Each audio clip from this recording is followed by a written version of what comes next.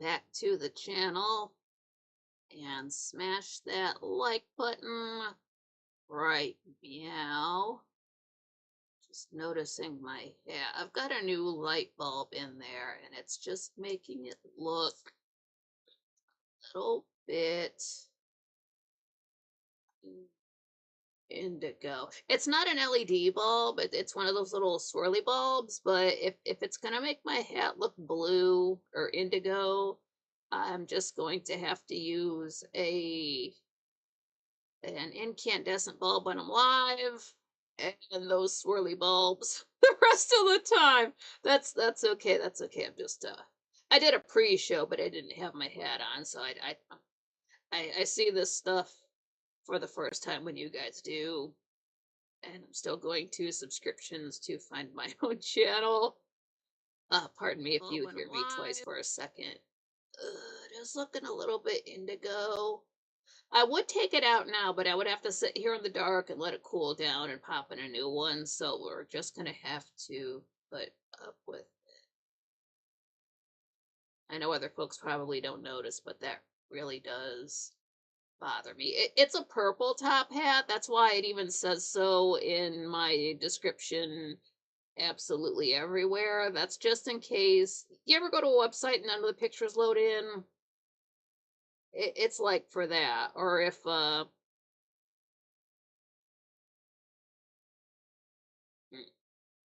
sorry, just getting my screen set up on my side. That's for if the pictures aren't loading in, or if the color is off on your phone. My avatar is it's a purple top hat. Oh, what's up, Dandy? Glad you made it. And I saw before I went live, Brian put in he was the first like, so awesome. And what's up to Stove? And to Swamp Cabbage, how's it going? I've got cardboard here. That's why my hand is up. Uh, Stove Soup says, great Saturday evening. Yeah, not too bad at all. What am I looking for? Twitch. I'm not multicasting, but I'm also always in my Twitch chat room when I'm live. Since some folks do have they're online, but they don't want to have to get a YouTube account, but they still watch and they want to chat along. That's what Twitch is for. Just getting that set up. Yeah, my hair really does look rather indigo. Oh, I do want to say, because at my last show I mentioned how someone had said that they were reviewing some of the Dark Shadows audio dramas, including one about a character who's not on the show yet. I messaged them and they never got back to me. Well, they got back to me. And I asked where they heard it from. They said somebody had sent them the audio file. So it never hurts to ask. So I just asked. I'm like, can I have the link to it? And about a day went by, maybe less. I get back on and I had a direct message.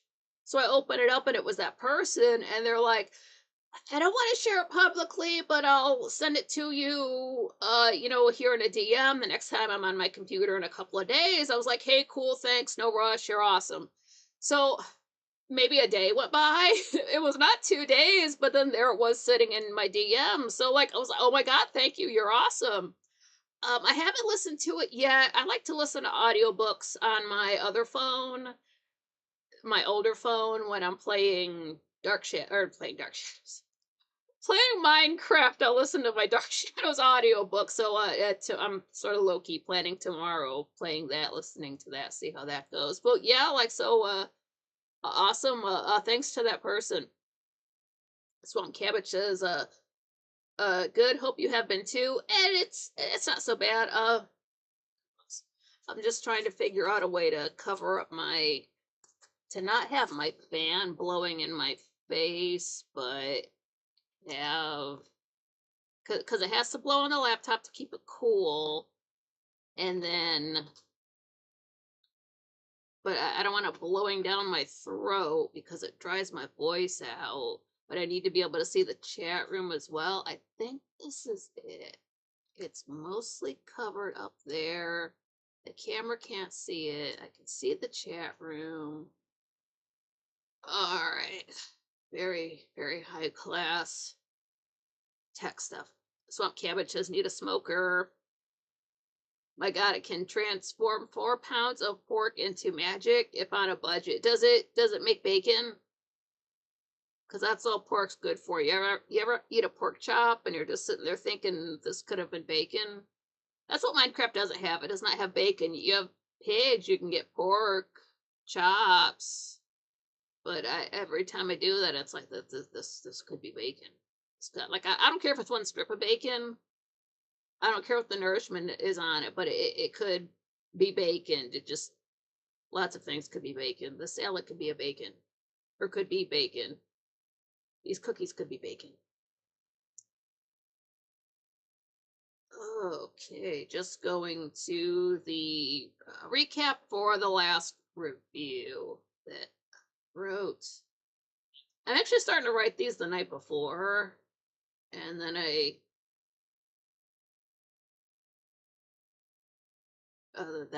set up the show the day up, but I don't remember. This is so bad. But at the last review, we covered Jason FAFO fucked around and found out. He opened up the coffin in the basement. Barnabas was inside, got his ass. Now Jason is dead. Willie tried to warn him. He told him to not go down there, told him to get out of the house because Barnabas was there, and Jason did not care. He wanted that chest of jewels. So he goes down into the basement, and Willie's trying to tell him, I can't get it for you. To just take this fistful of jewels and get out of here. It's almost sunset. Jason sees the coffin, thinks the jewels are in there. Willie's like, well, why the hell would jewels be in a coffin? And Jason's like, well, why the hell would a coffin be in the house? So he opened it up. Next thing you know, he's lying on the ground, and they had to bury him in the secret room in the mausoleum.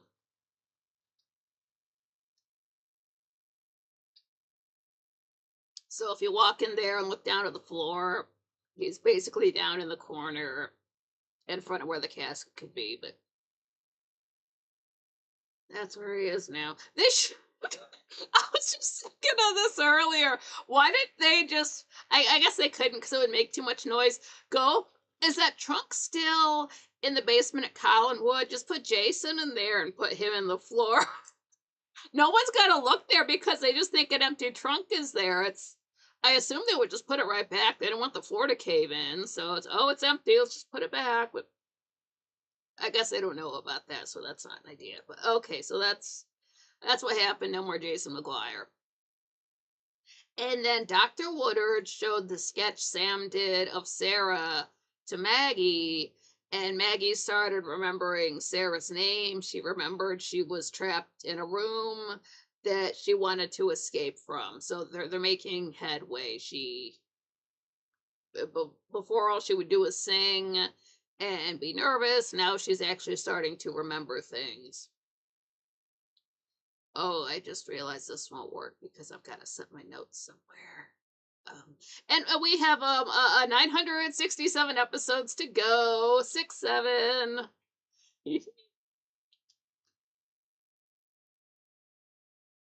Oh, how am I gonna do this? Maybe if it goes like that, could that could work. Yeah, here we go. I'll get it figured out. And Barnabas did go to Collinwood and asked his cousins and Victoria if they want to go to a party. Liz doesn't seem for it, but the other two do. It's, everything has been kind of depressing around there with the whole Jason situation and finding out Maggie was killed, as far as they know. So they think a spirit, a party were all lighting up their spirits, lighting up the mood, give them something to do. So Liz didn't want to do it. They talked her into it. They're like, "Come on, Barnabas is putting this party on for you, Liz. Just go." And Roger says, "If you don't like it, I'll make up an excuse and take you home. Get out of the damn house." It's still on the property. It's not like she has to go into town for it, but so that's where they're at.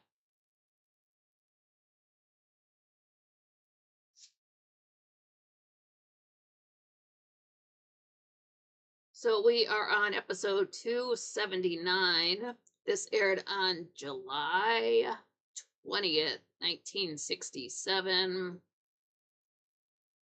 It's the next day, it's day 93. We're back with Victoria doing the intros, it seems.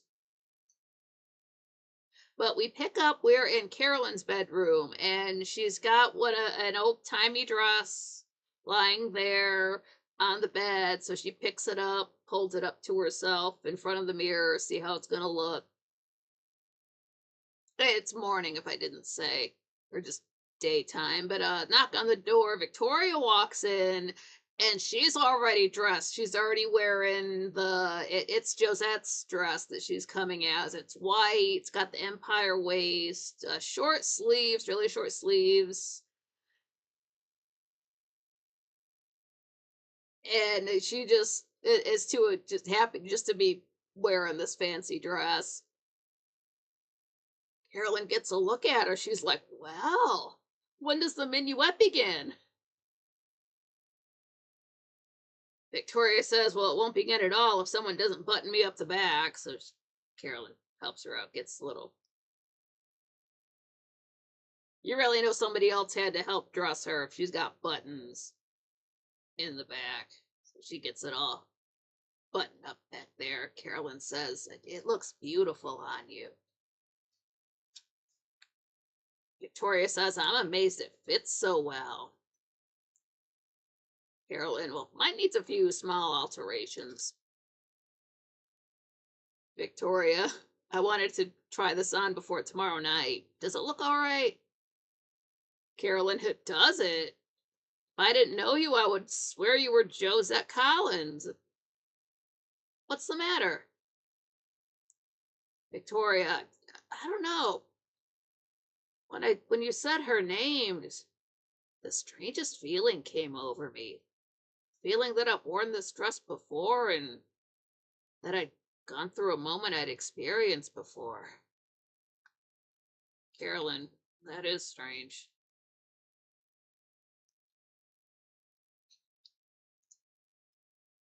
Deja vu dress. She says, "I'll tell you something.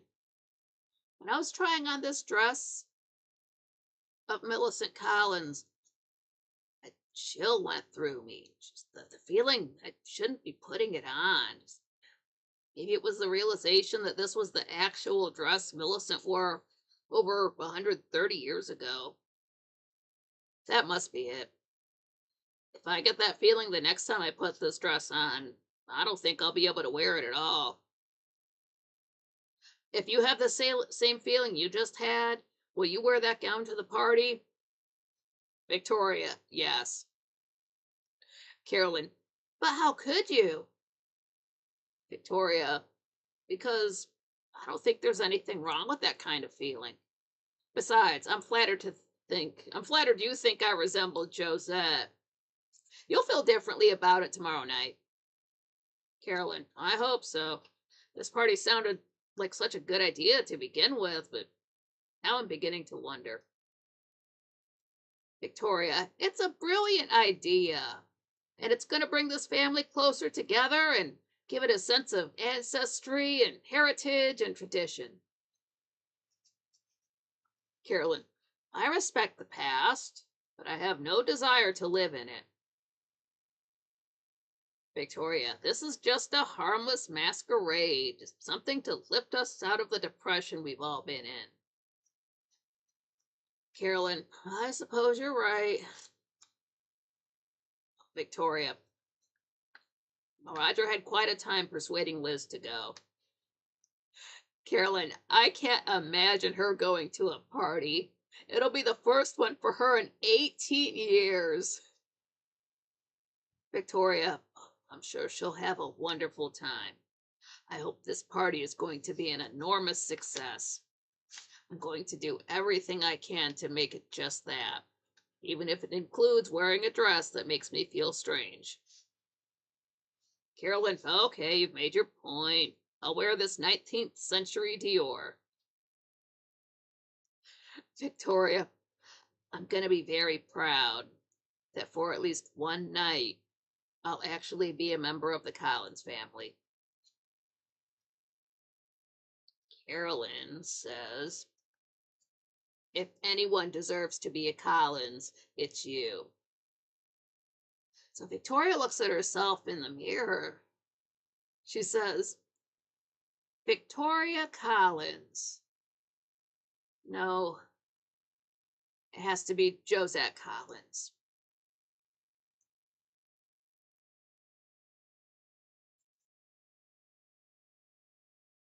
How could Victoria be a Collins? She'd have to marry Roger. Thomas Collins, what's up? Did someone say party? I know, right? Yeah, Barnabas is throwing a party. He's so happy about killing Jason, he wants to throw a costume party.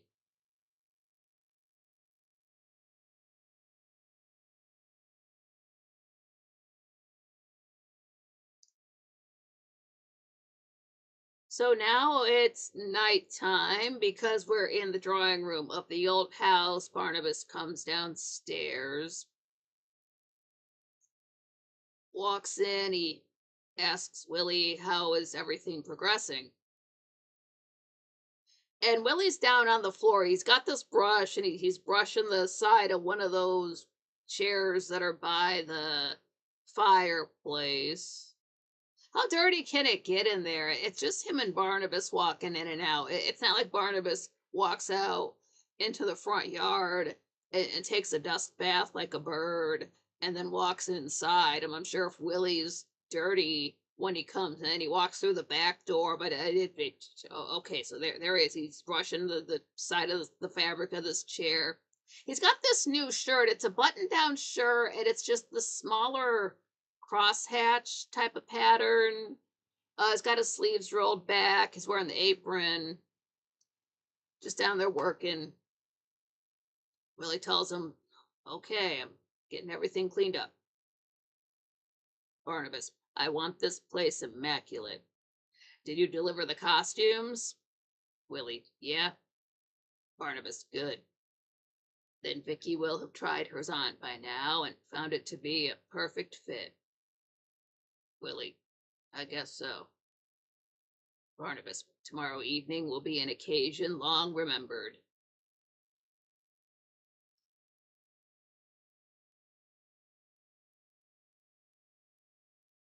This is one of those popular line flubs that sometimes I correct their mistakes, but sometimes you gotta leave them in. Barnabas says, that night must go and nothing wrong.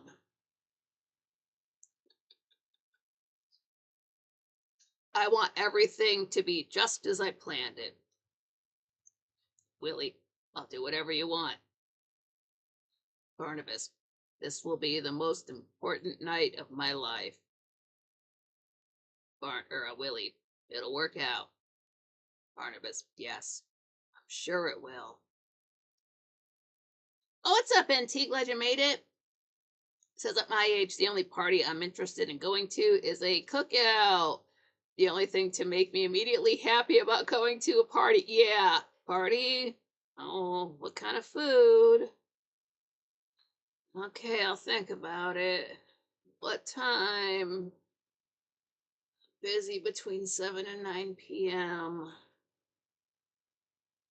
Dude, I haven't been to a cookout in forever.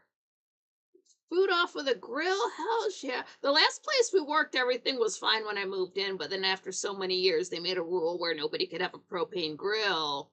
So there went that. Assholes.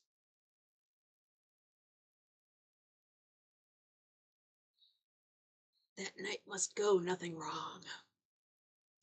So now we're over in Collinwood in the foyer. There's a knock on the door.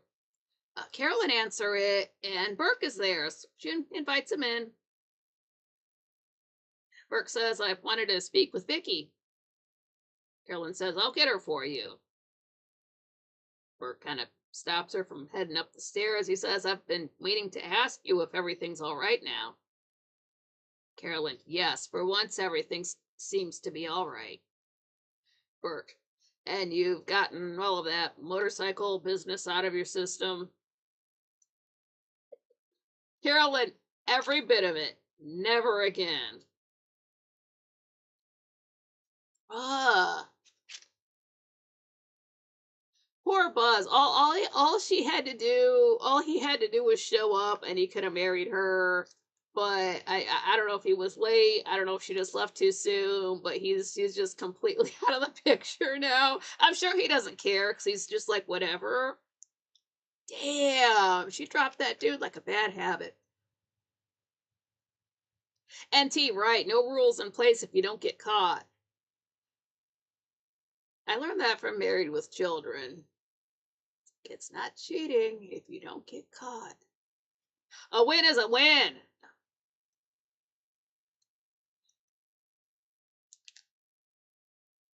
But Carolyn thanks Bert for helping the family and for helping her mother. And just then Victoria walks in. She comes in from the kitchen door. So Carolyn tells her, "Oh, Vicky, there's a salesman here to see you."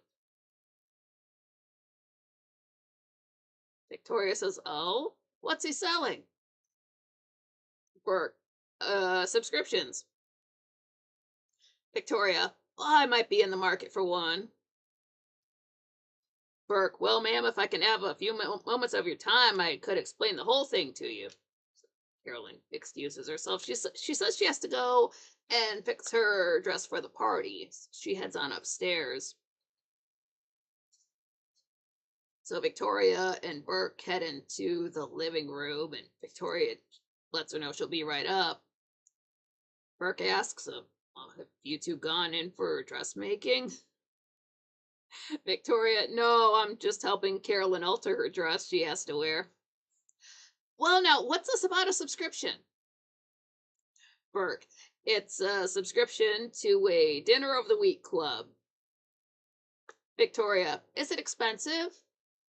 Burke, "Only to me." Victoria, "Sounds like something I might be interested in. And how does one go about joining?"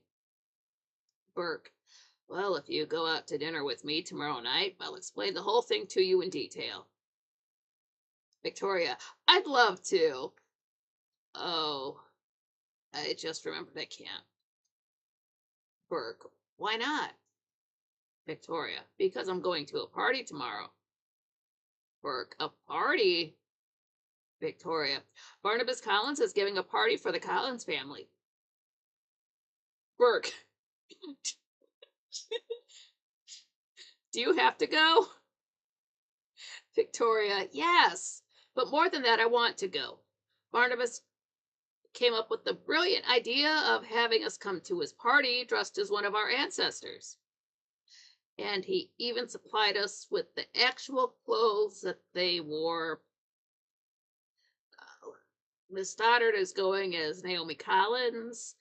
Carolyn is going as Millicent Collins. Roger is going as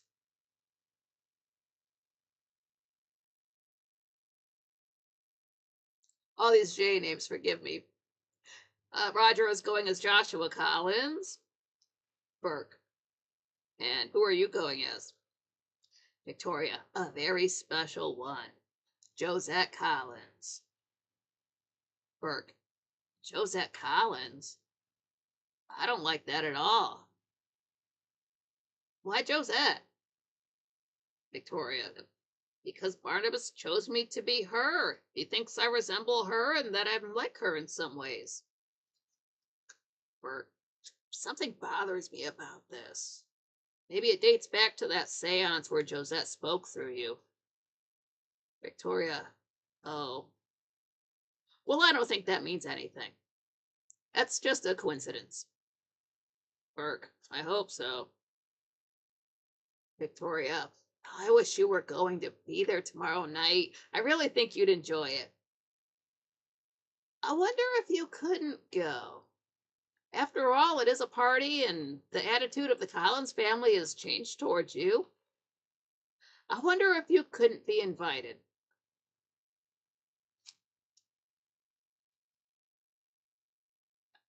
Thomas Collins says, honey, put on that party dress, right?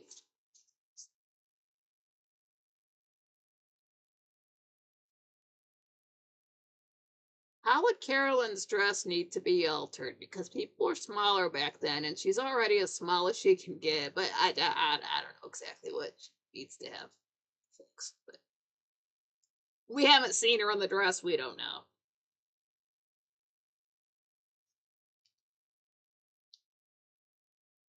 Victoria wonders, maybe Burke, maybe you could be invited. Burke says, I can't march down to Barnabas and ask for an invite. Victoria, maybe I could speak to him. Burke, I appreciate it, but I don't belong at a family party anyway. We'll have dinner some other time. I would look fine in one of those costumes, wouldn't I? Victoria, you'd look fantastic.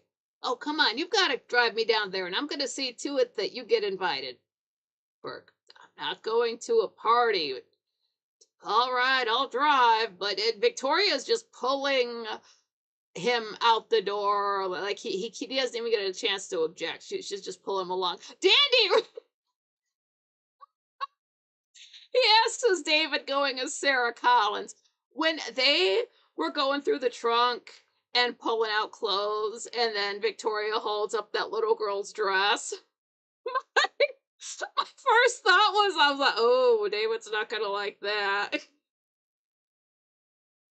Why do I have to wear a dress? Why do I have to go? I don't want to dress like a girl. That's too modern of a problem. David wasn't even invited.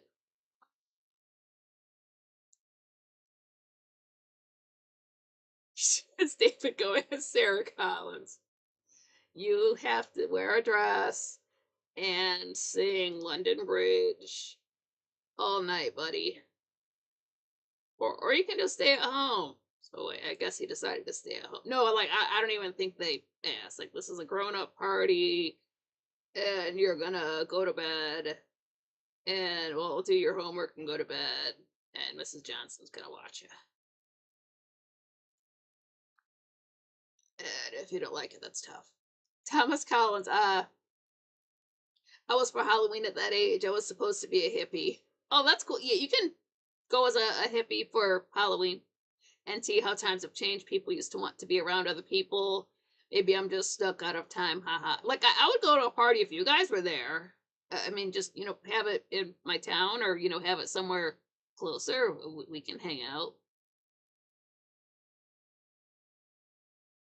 It's okay to be around nice people. It's not okay to be, say, stuck in Walmart waiting in line while people who shouldn't be in this country let their kids run around the store screaming and touching everything. It depends on the people and the time of day. I really am up. I'm trying to get up earlier. It is nice to be up at night when it's quieter, though. It's just easier to. I would never work, say, third shift or something like that. That's for people in their 20s. David going, Sarah Collins. All right, you can go, but you gotta wear this. David's like, nah, fam, I'm good. But that would be one instance where he'd be like, no, I'd rather stay at home and do my homework. If they, like that time he wanted to do his homework instead of play with his, or go see his mom, it's serious if he's choosing schoolwork over anything else. It's not like he's a dumb kid. He just seems to not want to have to sit and be stuck reading books and doing reports and I mean, like, he's a kid, he wants to play, I get it. I don't necessarily think Victoria's giving him too much schoolwork. Uh, I mean, to his credit, he does, like, whenever he doesn't want to do his schoolwork, he does want to go out and play. He doesn't want to sit inside and watch. I don't even think they have a TV at Collinwood. Like, he doesn't want to sit inside and play board games and read comic books. He does just want to go out and get some exercise. And T says, "Oh, that store, the wall people, my grandpa used to call them. I call it Wall Market from Final Fantasy VII. Since they have such a hard time keeping their shelves stocked in the last 6 years." Oh, so yeah, so they are out the door. Next thing, we are in the drawing room again. Willie's there. He's got this candelabra, sets it on there. There's that little table there by the chair that's by the fireplace. Just sets that there, grabs some candlesticks, grabs some candles, sets it on the table. There's a knock at the door, so he kind of jumps. He looks out the window to see who it is first. But he goes, opens the door. Victoria asks if Barnabas is there, and Willie tells her, yeah. So she asks if she can come in. He says, sure, lets her in. They go into the drawing room. "Oh, what's up, Pam? Glad you made it." Says, "Hi, Nikki. How are you doing?" And everyone, "Doing okay. Trying a different setup here to keep my fan from blowing in my face. It's like it's low key working."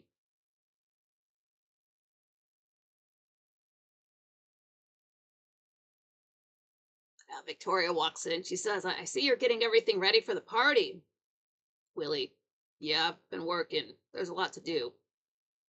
Victoria, "You deserve a lot of credit for this party, Willie. Everyone's coming to see your work." Willie, "Thank you. Glad you like it." Victoria, "Are you going to be there?" Willie, "Yeah, I'll be around." Willie, or not Willie, but Victoria, "Are you going to wear a costume?" Willie, I don't know. Mr. Collins wants me to, but, well, I felt kind of funny about it." Victoria, "Oh, you must. It's going to be so much fun." Willie, "Think so?" Victoria, "Yes, I do. You could do with some fun, Willie. You never smile. Do you know that?" Willie, "Haven't got much to smile about, that's all." Victoria, "Yes, you do, Willie. You've done a fantastic job on this house. You should be very happy and very proud of it. You deserve to be." Billy, "Thank you, Vicky. Thank you very much for saying that. There's a lot of things we deserve and never get. And there's a lot of things we get and don't deserve." There's Barnabas on the stairs. He says, "That's an interesting philosophy, Willie. But I am dedicated to seeing that people get what I think they deserve." He walks down off of the stairs, walks up to Victoria, and kisses her hand. Pam says she's putting 279 on from Tubi. A party with a relative vampire. Hat is great. Yeah, if the hat is looking a little bit indigo, it's not an LED bulb. It's one of those swirly bulbs. I'll just have to use a different bulb when I'm live. But I noticed that. It's honestly gonna bother me for the whole show, but I gotta play it off. I gotta look at this too. Oh,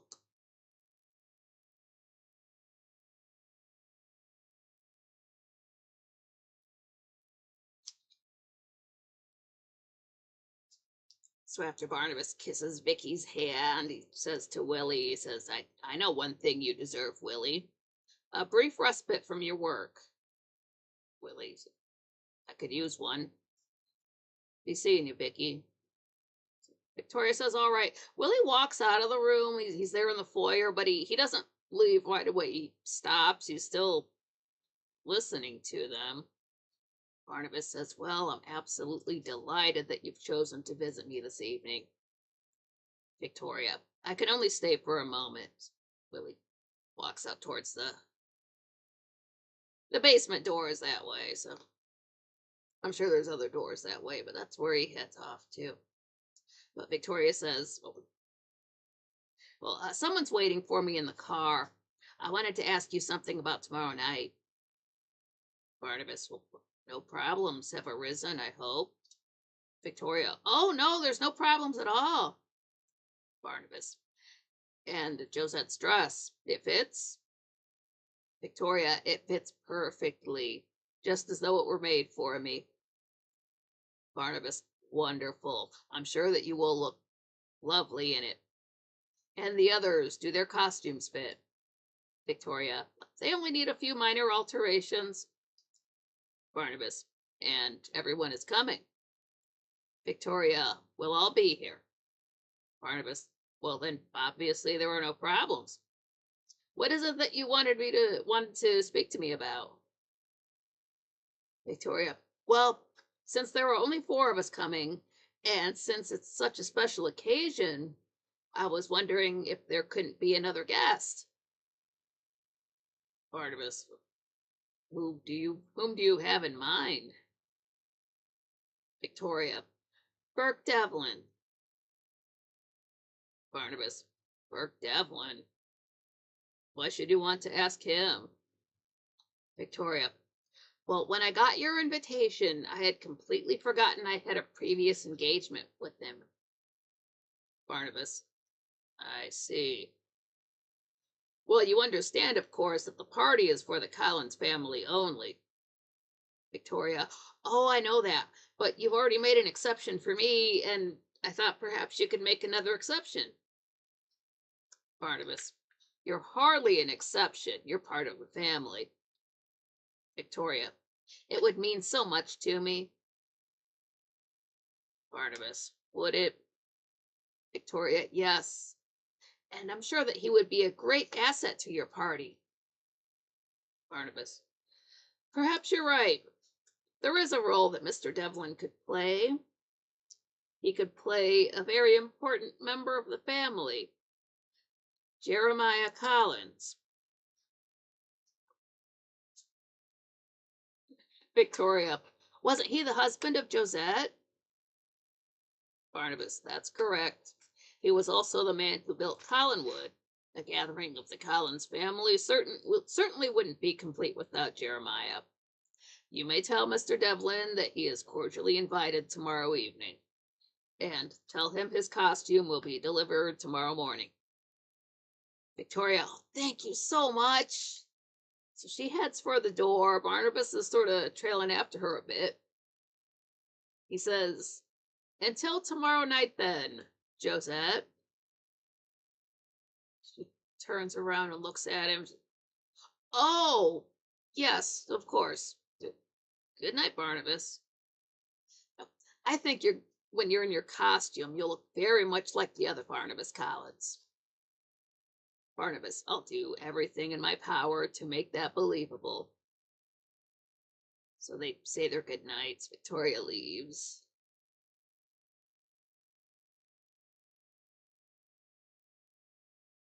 We want to invite him.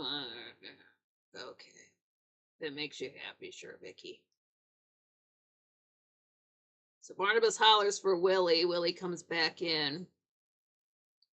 Barnabas, there will be another guest. Burke Devlin. Willie, he's coming to the party? Barnabas, it's something Miss Winters desired, but could be very useful to me. Willie, what do you mean? Barnabas, Mr. Devlin is coming as Jeremiah Collins. That doesn't mean much to you, I realize, but to me, he was an object of hate. He was the worst enemy I had. If time had permitted, I would have destroyed him. Tomorrow night, I may well have that opportunity.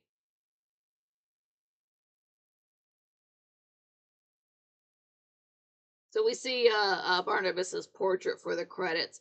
This new guy playing Burke, he dresses way too casually. I forget if I mentioned this before or if I just thought it, but it's like instead of wearing, say, like suit jackets and a turtleneck, maybe this dude is just wearing a windbreaker, or he's like some middle class guy on vacation sort of way of dressing rather than a businessman who pinched every penny to get to where he is. He's just it's not that I don't like him. He's just it's a really big difference. Like, did the actor get to wear his own clothes? I don't understand.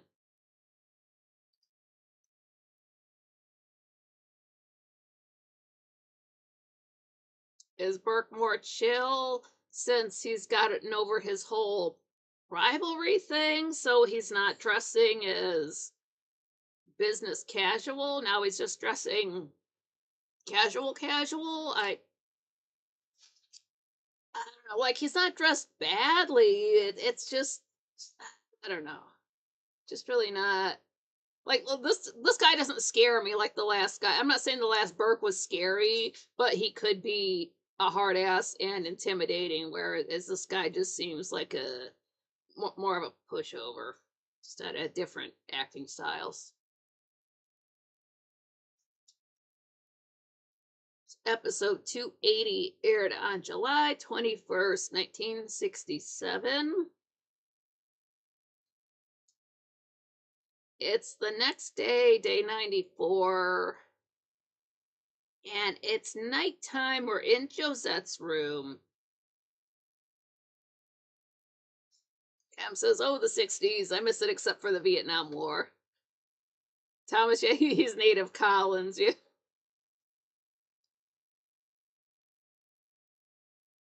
Maybe, like, is that what's in season right now? So he's not dressing the way he used to. I just, it's not bad. It's just sort of like low key noticeable. But we're in Josette's room. Barnabas is sitting there looking at the book of all the portraits from the Collins family, and he's dressed up for the party. He looks the way he does in the portrait at the old house, like he's got something in the jacket pocket, maybe some kind of emblem, something pinned to it. His wrists have a like a frilly edge to the undershirt, whatever this. It's not a bow tie. You know how they just took that extra fabric and just kind of tied it into some kind of bow on the chest for guys a couple hundred years ago. I don't know the name for that, but like that, he looks like he does in the first portrait we saw of him. What's up, John Rogers? Glad you made it. So he's all done up. Just looking through the book. All right, here's one of my favorite characters coming on the show. Um, Willie comes in and he's got a white dress shirt, like button up shirt, a black vest, and this is a character I was talking about. I call it his nervous tie. We haven't seen him wear this yet, but this is one of my favorite characters on the show because whenever somebody wears a tie, like a tie, like a dress tie. It's it's one long piece of fabric, and you tie it in a knot, and both the extra pieces hang down in the front. Well, it's like that, except that oh, okay, like the front of the tie hangs down normally, but then the back part of his tie, it's off to the side a little bit and flipped around so you can see the lining of it. Like it's I don't know what would have caused it to move like that, but he's so nervous. I'm sure his hands get jittery. So that's it's like he was nervous when he was tying his tie. So that's why I call it his nervous tie. And he's like most of the time when he's wearing a tie, how it looks. I love it. Nobody else wears a tie like that. But it's always that skinnier part that you're never supposed to see is just visible and flipped around. I know there's a piece of fabric in the back of a tie that can hold it in place, but he never gets that far. And his nervous tie, I love it. One of my favorite characters on the show. I'm glad they worked together. Well, that's what Willie's wearing. Pam says, I pulled up to 80, and of course, this brings back memories, but this is epic as Barnabas shows how much PTSD he has. He's really trying to get back to old times, just surround himself with all of this old fashioned stuff enough that he doesn't have to think about current year. So maybe that makes it easier for him to try to influence Victoria to be like Josette. I would imagine. Pam says Barnabas combs his hair like an 18th century gentleman. Right, Willie must have done it for him to bring his hairs out by the ears. Yeah, because Barnabas can't use a mirror. So what if he goes out and it's raining? He's got to come home and Willie, fix my hair. So Willie's got to get all the little swoops just right. Using a picture for reference. So maybe that explains it. Maybe Willie did do Maggie's hair when Barnabas wanted her to be Josette, because how else would Barnabas be doing his hair now if Willie wasn't doing it for him? You can't do your hair on feel. Okay, so yeah, that actually that makes sense. I'm glad you brought that up. That's canon now. Willie did Maggie's hair when she was Josette, which begs the question, how did he learn how to do girls' hair?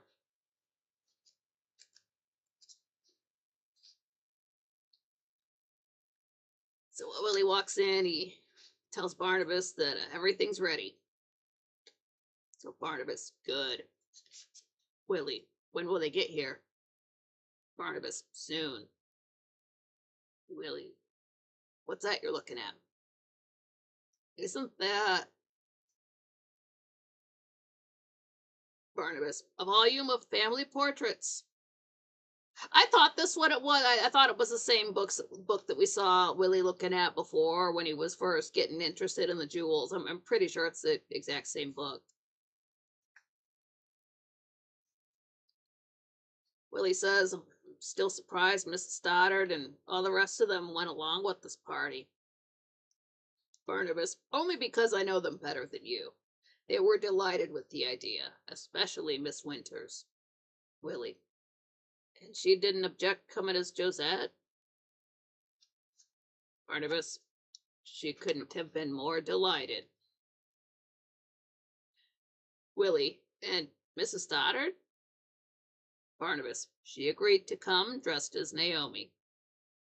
Willie, your mother. Barnabas, yes. It will be like seeing my mother again. The resemblance between the two was striking. Willie, well, who's coming dressed as your father? Barnabas, Roger.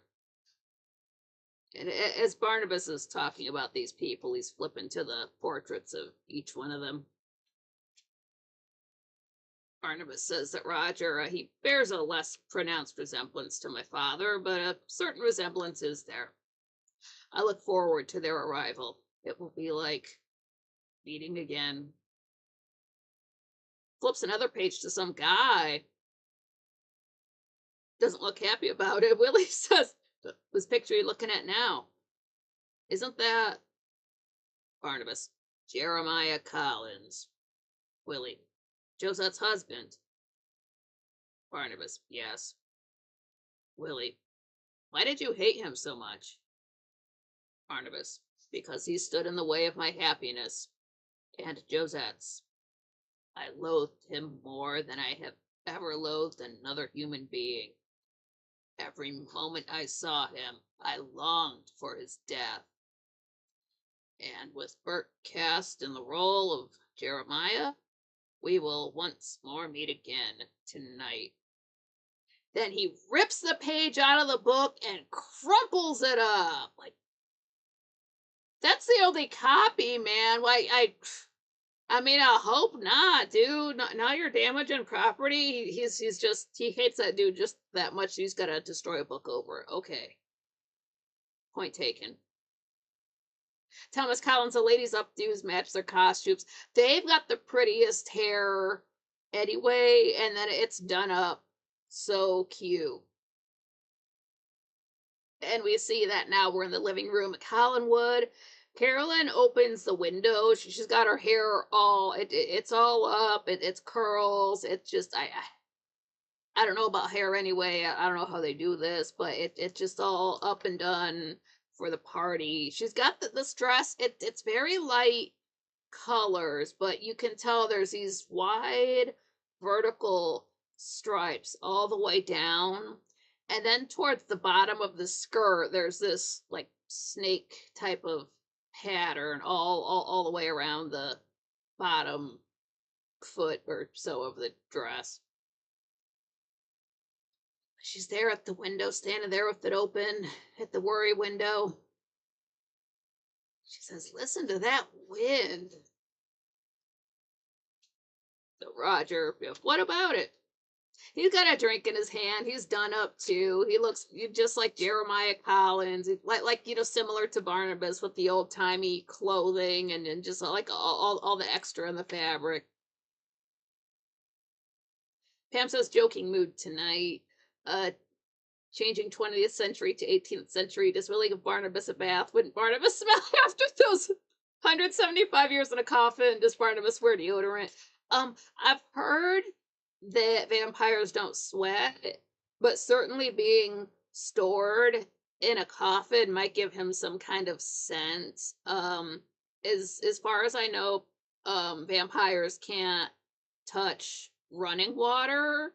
So Willie would have to I guess temperature wouldn't matter. So I can see Willie having to get one of those old bathtubs, like pour buckets of water in there. And then Barnabas has to like soap and washcloth himself, like wash his hair, do all that. So just so he doesn't smell like a basement all the time, you can't just wear layer upon layer of cologne because then you're gonna stink like cologne.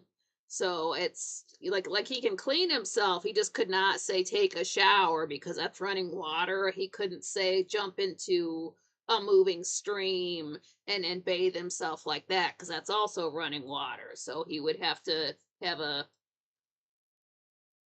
do it like that, get a little yeah, just like with the old school bathtub. That's how he would have to do it.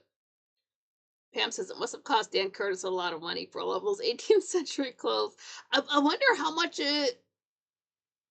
I guess the show's going to stay on the air if they have the budget for extra clothing. So okay, that's a good sign. It's sad that they only get to wear this stuff once, though. Thomas Collins says we smell like popcorn. Isn't that doesn't one of those cryptids smell like popcorn? Like if you're in the woods and smell popcorn, it's bad, run. Just run, don't think about it, just run. But Carolyn's mentioned in the wind, and Roger's like, what of it? Carolyn says it's louder than usual tonight. Roger, you're behaving rather strangely, kitten. Carolyn, for some reason I feel so nervous. I have been all day, ever since I tried on this costume. I have a very odd feeling about wearing these clothes. Roger, nonsense. The costume is very becoming. Carolyn, I guess I'm just being silly. We'll have a good time at the party. Roger, of course we will. I think that this party's a good idea. Not only for us, but for your mother. It will get her out of this house. I'm actually looking forward to it. Even though, thanks to Vicky, it won't be strictly a family affair. Carolyn, well, I'm glad Vicky asked Burke. Please try to be civil to him. Roger, well, I'll meet him halfway, but Mr. Devlin and I will never be friends under any circumstances.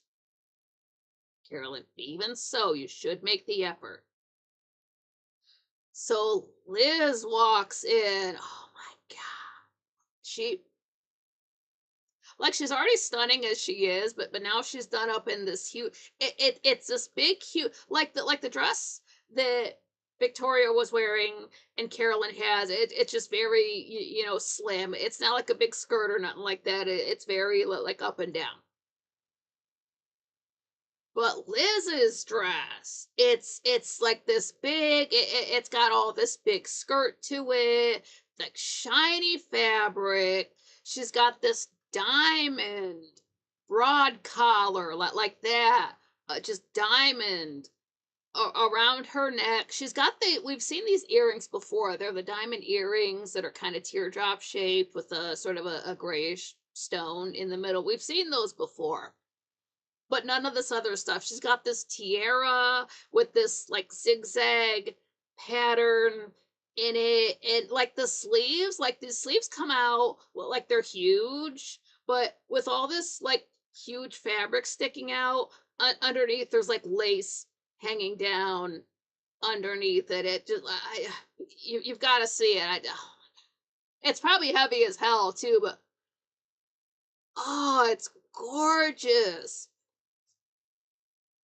She walks in the room like it's nothing. She gets into the living room. She says, Roger? Roger's like, Liz. Well, I should say Naomi. My dear, you look splendid. Liz, I really don't want to go to the party. Roger, you promised and you're already dressed. Barnabas has gone through a lot of trouble and his feelings would be slighted if we didn't come. Carolyn, Uncle Roger's right. You don't want to hurt his feelings, do you? Liz, no, but Roger, no buts about it. You can't back out. You must at least put in an appearance. Liz, all right, I'll put in an appearance. Roger, that's better. Can I get you a drink? Liz, no, thank you. Thomas Collins, that's why Josiah has to get away. Pam, running water is a recurring supernatural behavior in vampire folklore, believed to possess the power to repel, weaken, or prevent vampires from crossing. Like, it seems like he can go out in the rain because Barnabas doesn't seem to have a problem going out into a storm to get Maggie. So I guess you can have water dropped on you, like you can spray him with the spray bottle and he'll be fine, but he can't say like turn on a water faucet and wash his hands. He would have to get like a water basin of still water and wash his hands like that. Like showers are out of the question. Jumping in the creek is out of the question. Like rivers, oceans, no. Lakes, no. Kiddie pool, yeah. Slip and slide, that's a bit of a gray area. So maybe if there was a leak in the ceiling and water was dripping down, he might have to get away from that. It's a bit of a gray area, but just to be on the safe side, he can't use an umbrella, so he would just have to run to another room. Oh, don't use Copilot, that's AI. Danny, what about hitting him with the garden hose? I would say no. That's too close to a faucet. Same with if you were gonna hit him with a fire hose, that's too much. That's too much running water. So yeah, no garden hoses. So Willie has to do all of the gardening, all of the watering.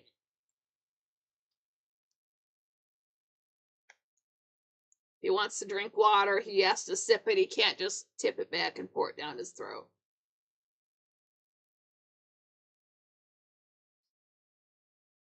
So just then Victoria walks in. She's got the same dress we saw before, but and of course Liz's hair is all up with the tiara thing in it. So Victoria walks in the same dress we saw before, but she's got her hair it's up and it's done on these curls that come down over her left shoulder. Oh my god, it's so cute. Like she her hair is insane anyway. Thomas Collins, good idea. Think about the exfoliating shed. So if we see Barnabas taking a bird bath and a bird bath, okay, but he can't. He just, just the running water is just out of the question. So I don't know if you're like watering flowers with one of those water bucket things. That seems I would avoid that too. That water does seem to be running. Victoria walks in. She says, "Oh, sees everybody there." She says, "Am I the last one?" Roger says, "Well, Vicky, it's like seeing a portrait of Josette Collins." Victoria says, "Well, that's quite a compliment. Thank you. I've never seen a dress so beautiful, and I've never felt so elegant in all my life. I only wish it were possible to dress this way all the time." Carolyn, "I'm just as glad we don't have to dress like this all the time." Victoria, "I'm not. I'd love it. I know I would." Roger, "Oh, your Mr. Devlin is not very punctual." Victoria says, "Well, you go on ahead. I'll wait for him." Roger, "Well, we're a few minutes late already. I don't want to keep Barnabas waiting." So Carolyn, Liz, and Roger leave the room.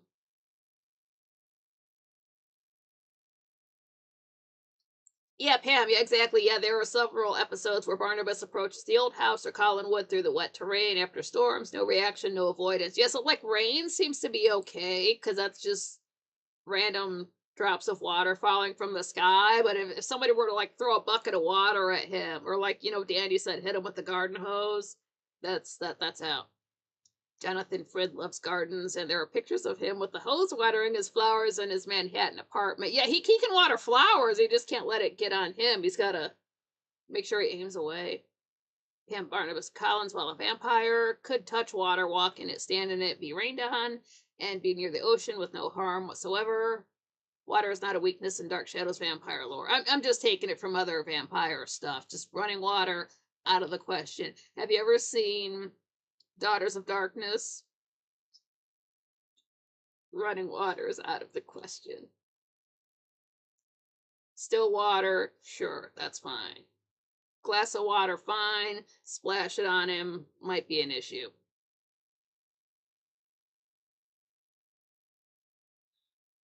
So we're in Josette's room, and Barnabas is looking up at Josette's portrait. He says, "Josette, this time don't disappoint me. Let me come to you. Accept me. I've waited so long for you, Josette." Then we see just this flash over, like the camera just fades over to Victoria standing at the window in the living room looking outside. But we come back to Josette's room, and Barnabas is playing the music box.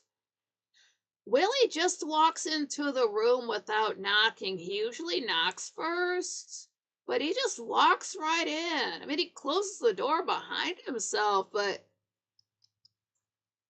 bruh, but he just walks in. Maybe this is why he goes in to tell him. He says, "Your guests are here." Barnabas, "All of them?" Willie, "All except Miss Winters and Burke Devlin." Barnabas, "I see." So closes the music box. Willie says, "What are you doing with that?" Barnabas, "Why do you ask?" Willie, "You planning to give that to Miss Winters?" Barnabas, "Possibly." Willie, "Well, I don't think she'll accept it." Barnabas, "Why not?"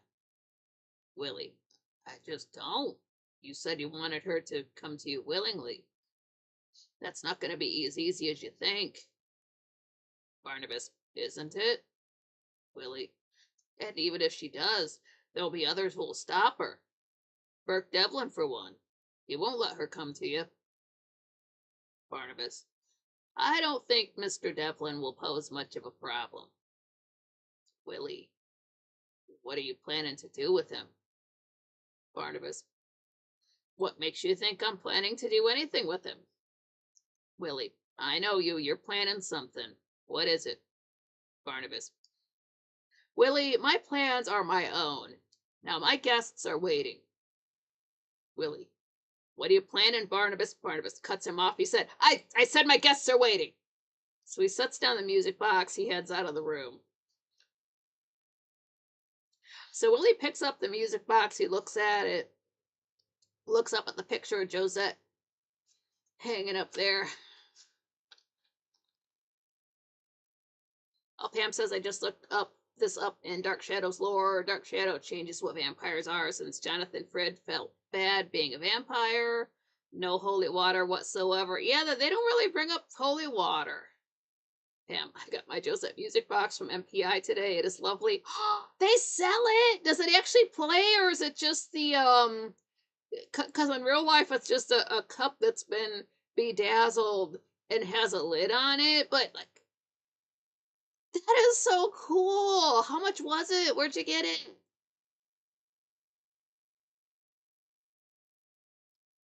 I would flip out. That's actually a tune I sort of don't get sick of. So we're down in the drawing room, and Roger, Liz, and Carolyn are there. Liz is sitting in a chair, one of those chairs that Willie was cleaning earlier. I'm sure that dress is heavy as hell. Let the woman sit down. So she's sitting, but they're all hanging out down in the drawing room. Roger says the accuracy and the restoration of this room is uncanny. I almost feel as though I had stepped into the past. Oh, Pam, it plays the music. Oh, that's so cool. Like, film some of it playing and put it on Facebook. That is so cool. But Roger says it feels like he stepped into the past. Liz agrees. She's like, oh, so do I. And I'm not sure I like it. Carolyn, neither am I. Roger, you two surprised me. I thought you would enjoy this charade. I thought it would appeal to your sense of the romantic. Carolyn, this room is lovely by candlelight. So Roger agrees. Just then Barnabas comes down the stairs. He says good evening to everyone, walks right up to Liz, kisses her hand. Aw, she looks like his mom. Roger, we were just congratulating you on the reconstruction of this house. Barnabas, thank you.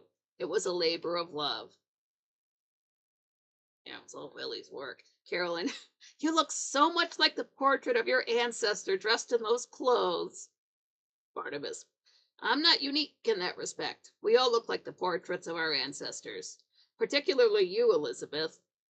Dressed that way, you have a striking resemblance to my Liz, your great-great-grandmother? Barnabas, yes. May I offer you some claret cup? Claret is just it's a wine. It's a darker wine. It's described as dark pink. It's just wine in a punch bowl. But okay, that's fine. Roger, oh, by all means, I'm very fond of it. Barnabas, you always were. Roger, what? So the punch bowl is right in front of the bay window. Barnabas says, I mean, sorry, I mean Joshua Collins was. Roger, for a moment I thought you had me confused with our ancestor. Barnabas, well, it gives me great pleasure to think that for a moment we're living in the past, but then I tend to take these things too seriously. Roger, you'll be amazed at Vicky's resemblance to Josette. I was certainly. She and Burke ought to be here by now. What would be the name of the song in the music box? That's the Josette's theme. Josette music box theme. So Barnabas, hands everybody a drink. Carolyn says it was awfully nice of you to let Vicky invite Burke. Barnabas, it will be a pleasure to have him. Roger, At any rate, there'll be a Jeremiah Collins to escort Josette. After all, it's only appropriate. They were man and wife. Barnabas. Yes. Carolyn. According to the stories I've heard, they were very much in love. Barnabas. That's not true. I'm sorry, but there's so many false versions of the old legends, and hearing them tends to make me very impatient. So just then there's a knock at the door. Barnabas opens it. Vicky walks in.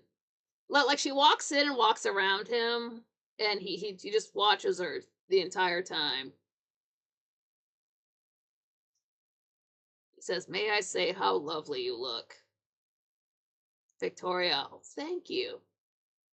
Just then Burke walks in. He sticks his hand out to shake hands. Just, "Hello, Collins." Barnabas kind of gives him the evil eye. Burke says, "Is anything wrong?" Barnabas, "Of course not." Shakes hands with him. So I'm delighted you could come. Burke, for a moment I thought you objected to something about this costume. Barnabas, "Oh, no, not at all. As a matter of fact, Miss Winters helped me select it." Victoria, "I think Burke looks just like Jeremiah, don't you?" Barnabas, "Very much so." Burke, "I must say I feel rather strange." Victoria, "You look very handsome." Turns to Barnabas, "Don't you think so?" Barnabas, "Yes."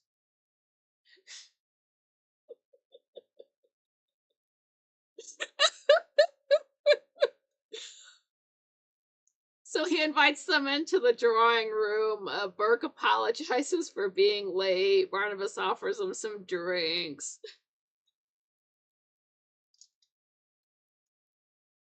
It's very handsome, don't you think? Yes.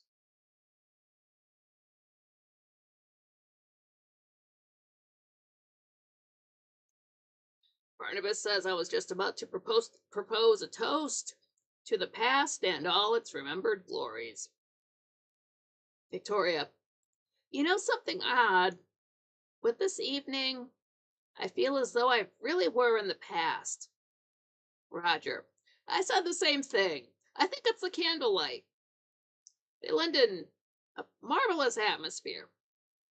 Victoria, "I felt that way all evening. When I put on this dress, I really felt that I was Josette."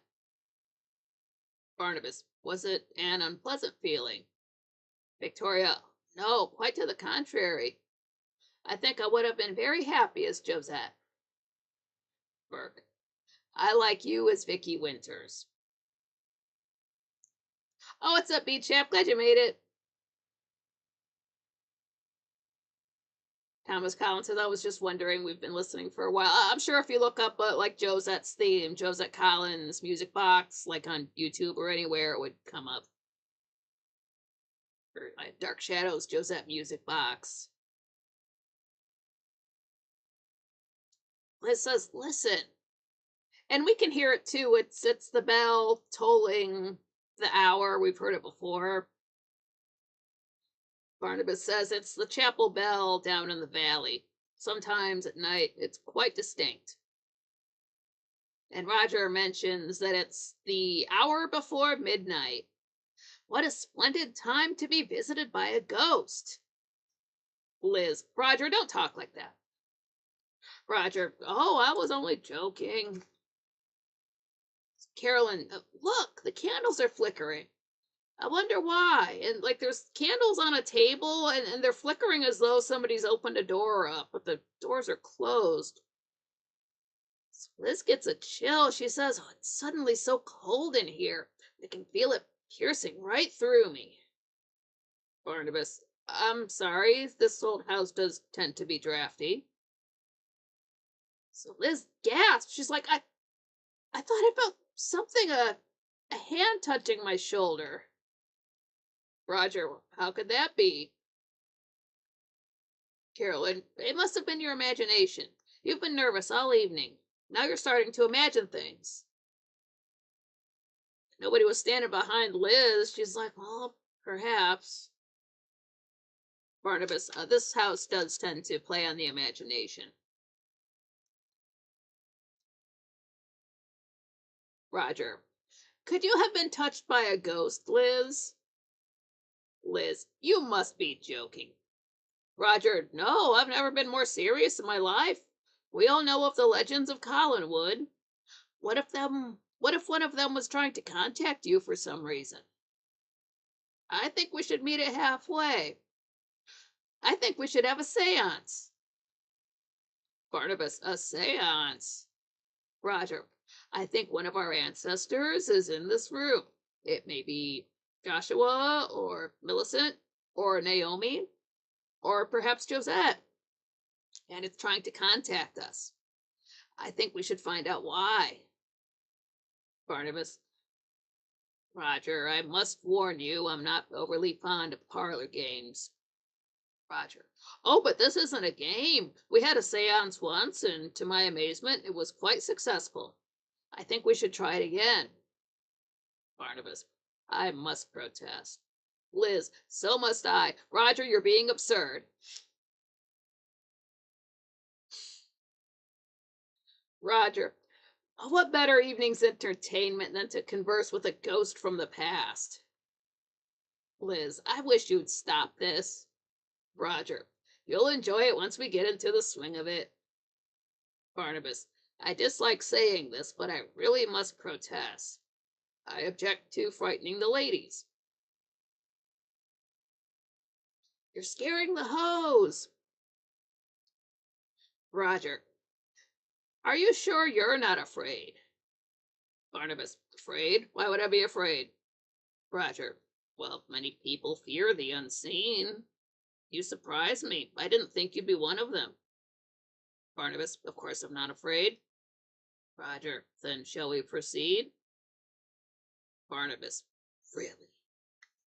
Liz, it's no use. Once Roger gets an idea in his head, it's very hard to make him change his mind. It's best to humor him.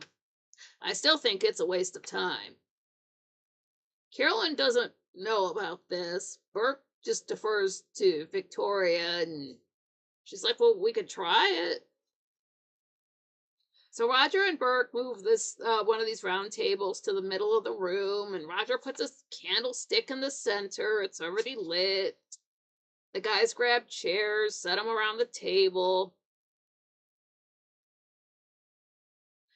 They all sit down. Roger tells everyone to, touch fingers. So, like, one pinky's touching the next person's pinky all the way around the table. Everyone does it except Barnabas, and Roger says that. He's like, Barnabas, you're not joining the circle. Barnabas, forgive me. Gets his hands in there. But I must insist, I think this is a great deal of nonsense. Liz, so do I. Seance, drink. It's about the fourth one. I'll double check that, but it's at least 4. Roger, we'll see. Now come along. Everyone try to erase everything from your mind, except the one who's trying to contact us. Concentrate on establishing communication. Who is here with us? Who is trying to communicate with us? Is it you, Joshua? Naomi? Millicent? Josette? Victoria, do you think it could be Josette? Roger, shh! Vicky, concentrate. Who is in this room? Who are you? We're waiting. Liz, nothing's gonna happen. Roger, Liz, please. Speak to us, whoever you are.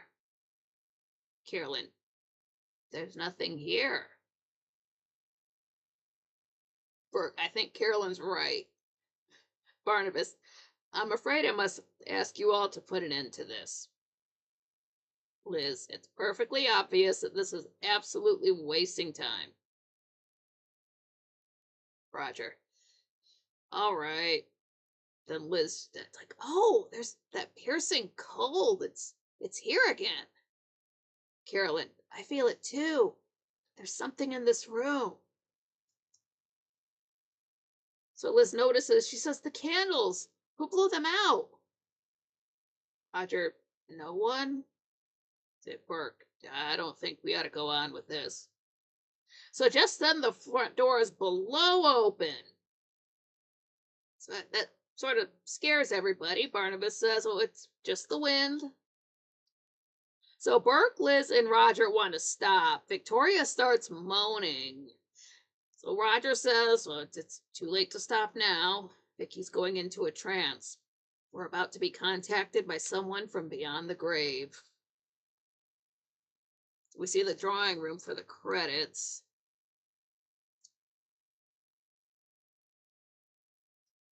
So episode 281 aired on July 24th, 1967.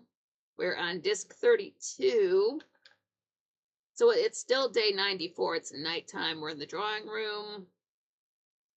And it's like we just picked up where we left off. Liz is saying, well, what happened? Roger, don't speak. She's gone into the trance. So Liz wants to stop. Roger doesn't. So Carolyn, who are you? Burke, this is not something to play with. Carolyn, can you say something? Roger, she's trying to say something. Liz, I don't like this. Roger, quiet. Now try to tell us who you are. Victoria, she's like her eyes are closed. She's in a trance. She's like, I must run.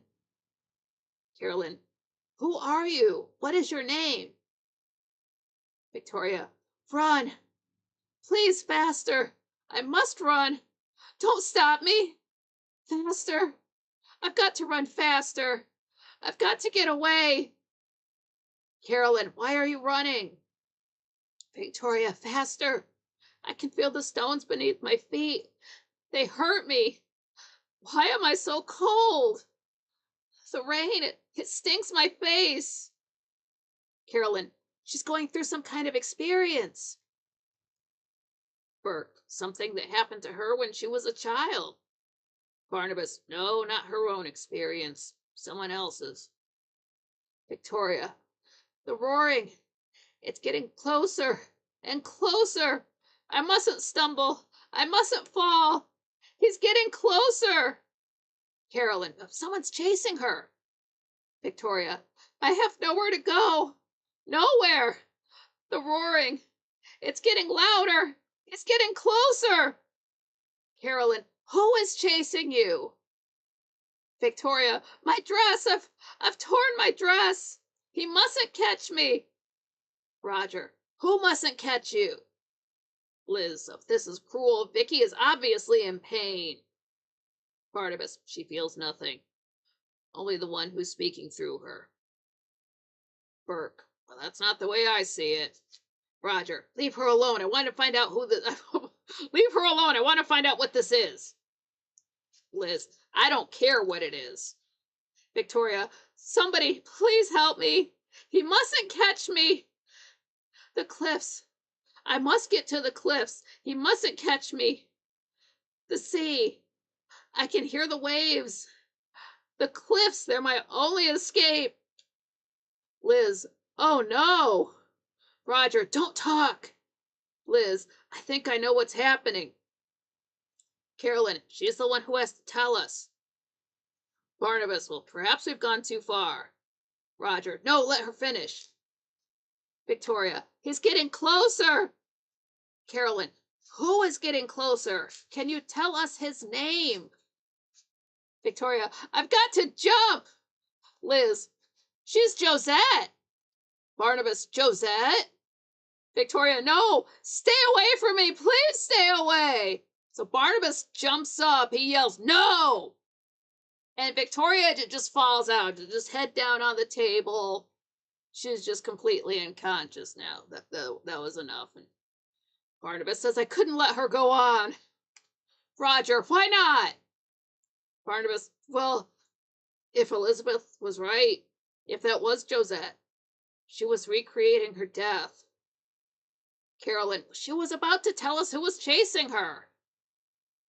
Barnabas, I couldn't let her go through that death again. Roger, you shouldn't have stopped her. Barnabas, it was the only way I could save her. So it's later on. Victoria's come out of it. She's sitting in the chair, and everybody's around her. Liz says, Vicky, are you sure you're all right? Victoria, she's like, well, of course I am. What happened? Carolyn, Josette was here. Again. Victoria, Josette? Barnabas, I think it's an incident best forgotten. Victoria, you mean she spoke through me like last time? Roger, but it seems she was reliving the experience just before her death. Carolyn, the last time there was something very specific Josette wanted to tell us. I wonder if there's something she was trying to tell us this time, too. Barnabas, obviously not. She was merely experiencing a pain that troubled her. Victoria, you mean that I was reliving the night when she threw herself off the cliffs? Carolyn, someone was chasing you. That's why you jumped. Victoria, someone chasing me? Who? Carolyn, you never said. Roger, perhaps Josette was trying to tell us the name of the person who was chasing her. Liz, no one ever found out. So Carolyn, but we were about to. Barnabas, it makes no difference. Whoever it was is now long gone, dead these many years, and I hardly think it humane that we should put Miss Winters or the spirit of Josette through so much torment merely to discover the name of a man who's been in his grave for almost 200 years. Carolyn, maybe that's not the reason Josette wanted to contact us. Or maybe that's not the reason Josette wanted us to know. Victoria, well, the last time someone was in danger, David. Now no one is in danger. Carolyn, how do we know? Liz, Carolyn, please, you're letting your imagination run away with you. Barnabas, Elizabeth is right. Why create a fear when none exists? Victoria, who could be in danger? None of us. Unless, well, we haven't forgotten what happened to Maggie Evans, have we? The person who killed Maggie could still be somewhere around. Barnabas, but as you say, there's no connection between that and our ancestor Josette. Victoria, you're right. That's why I don't really think she could have been warning us about anything. I'm beginning to feel it now, as if I've been running as fast as I could, as far as I could. Burke, I'd better take you home. Victoria, oh, no, I'm all right. I'm just a little bit tired. I don't want to go yet. Barnabas, no, you mustn't. Have some more wine. Victoria, I would really just like some fresh air. So Burke offers to go with her. She's like, no, I'm good. I'll be back. Just give me a minute. She starts heading for the door. Barnabas, everyone, please have some more wine. We mustn't forget that this is a party. If you guys don't drink it, Willie's just going to drink everything after you go. So just, no. But Victoria gets into the foyer and she looks up the stairs. And she sees Sarah looking down the steps at her. Like she's just looking, standing there over the banister. But then she just backs up. Victoria looks up a little bit. Like, when you see something and you don't know what it is, so you take a little bit harder look at it. That's what she does. She says, little girl. Burke walks up to Victoria. He says, "What is it?" Victoria says, "I saw a little girl standing on the steps." So Burke looks, and there's nobody there now. She's already backed up and away. He says, "It's too dark up there to see anything." So Barnabas joins them. Says, "A little girl?" Victoria, "Yes, I saw her standing at the top of the stairs." And we see up there again, it looks like way off in the back, there's a door. I don't know to what, but there's just a door there. But Barnabas is looking up there too. It's like, who's there? Is there anyone there? And nobody. Liz, "It's only Vicky's imagination." Victoria, "Oh, you're probably right. I guess I am tired." Carolyn, "Well, what did she look like?" Burke, "Oh, she looked like a shadow." Dude, you didn't see it. Victoria says, "Do you know what she made me think of? Do you remember that little girl's dress we found in the trunk?" Barnabas, "Yes." Victoria, "Well, from what I could see, she seemed to be wearing that dress." So now we're in the living room. Everybody's still dressed up. Liz is there saying, "I still say it was wrong going to the party wearing these clothes." Roger, "Well, I found it all very interesting for a change." Carolyn, "Only I do wish Barnabas hadn't stopped the seance." Liz, "Seances, ghosts. It's all wrong." Roger, "If anything, you found a real. That's why you're objecting so strongly." Liz, "It's wrong to tamper with the past that way." Roger, "I think it lends excitement to the present." Carolyn, "How are you feeling now, Vicky?" Victoria says, "I wish the party hadn't ended so soon." Liz, I think you'd be happy that it's all I think you'd be happy that it's all over." Vicky, strangely enough, I'm not." Roger, "Of course you aren't. You had more fun than any of us." Liz, "How can you call that fun?" Roger, "Oh, Liz, you take it so seriously." Roger, "Well, I believed it, but that doesn't mean I take it seriously. I believe a lot of things, but that doesn't prevent me from being amused by them." Liz, "It was hardly amusing." Victoria, "We really shouldn't have left." Liz, "How can you say that? Even poor Barnabas was upset." Victoria, "All the more reason we should have stayed. We shouldn't have left him alone when he was in a mood like that." Carolyn, "He tried so hard to give us a wonderful party, and look what happened."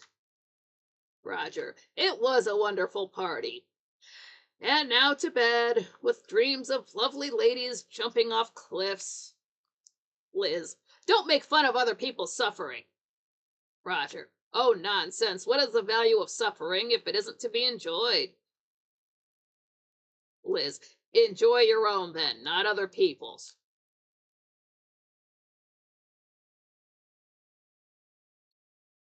Roger's such a dick. You gotta love him. He says, "I think that all of the unhappiness of all of my ancestors is my rightful heritage, and you shouldn't try to keep it from me. Oh, good night." Heads out of the room. You morbid prick. Pam says, "How would everyone go to the bathroom at the old house with their costumes on?" Funnily enough, there's an episode of Turn Washington Spies that low key covers how people wearing all of their clothing relieved themselves in the restroom.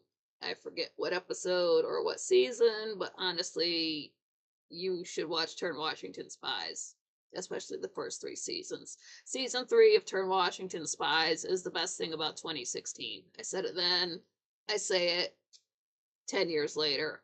OMG. FG. And Barnabas is in a panic from the seance, like, whoa, whoa, whoa, whoa, whoa, too close, too close. Josette's ghost almost snitched on me. So Liz says, well, we probably should all go to bed. It's been a very difficult evening. Victoria, I wish we could have done something for Barnabas before we left. Liz, I'll give him our apologies tomorrow. She asks if they're going to bed, and they're not. She says, Vicky, try not to be too upset by what happened. Victoria, I'm not upset. Liz, you are. I can tell by looking at you. Victoria, I just can't stop thinking about the look on Barnabas's face when we left. It was so sad, so lonely. Liz says goodnight. She leaves the room. Victoria opens up the window. Carolyn goes and stands by her. She says, Vicky, did you really see a little girl at the top of the stairs? Victoria, I don't know. I guess not. So now we're in Josette's room, and Sarah is taking the dress that she had and just lying it on the bed. We hear footsteps approaching, so the camera turns so we can see Barnabas walk in. He picks the dress up off of the bed, puts it in the trunk, closes the lid. Then he's got his back to the camera. He's looking up at Josette's portrait, but this is a voiceover. He's saying, I had to stop them. I had to send you away again. Because you are truly gone as the past is gone. I must live in the present. And if I'm to have you at last, you must be someone from the present. So go away and never come back. Any of you. So now we're back in the living room, and Carolyn is saying, she's like, I just wanted you to know that it didn't bother me at all. You at the party with Burke. You know how I used to feel about him, and, well, I don't anymore. I really don't. You do believe me, don't you?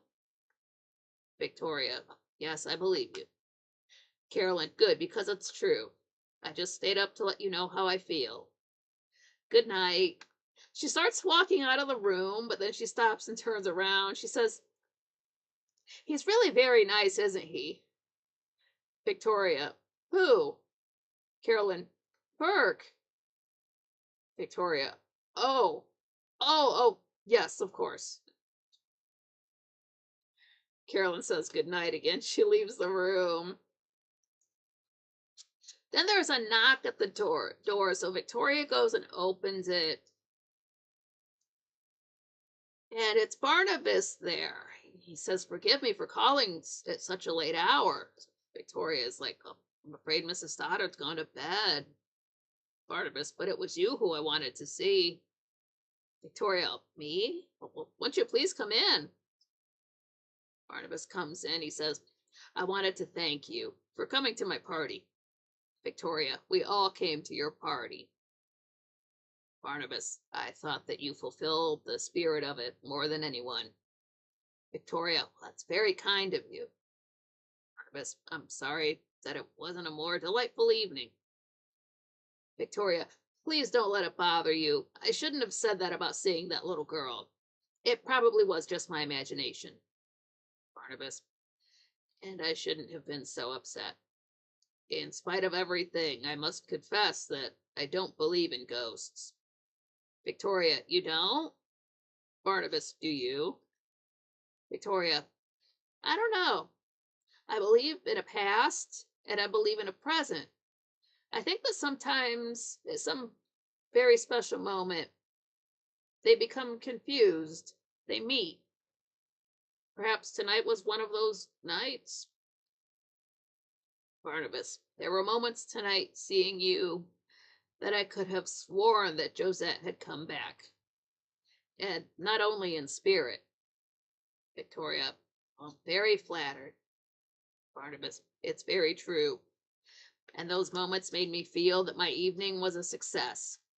For that reason, I feel deeply grateful to you. which is why I want you to have this. And he's folding up. Victoria says, well, Josette's music box. Barnabas, please take it. Victoria, no, I couldn't. Barnabas, you must, as a gift of gratitude. So Victoria takes it. She says, it's so lovely. Barnabas, listen. He opens up the lid. It starts playing. He says, please accept it. And Victoria's just listening to the music and smiling, totally digging it. We see Josette's room for the credits. She's not going to say no to it. It's a music box playing a pretty tune. Who would say no to that?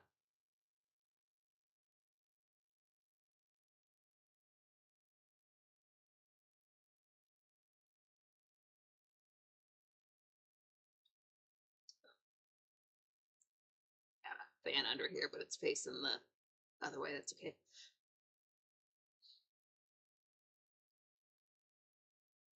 I might run over a bit, but I'm going to keep going. Episode 282 aired on July 25th, 1967. It is the next day, day 95. It's morning. We are up in Wincliffe.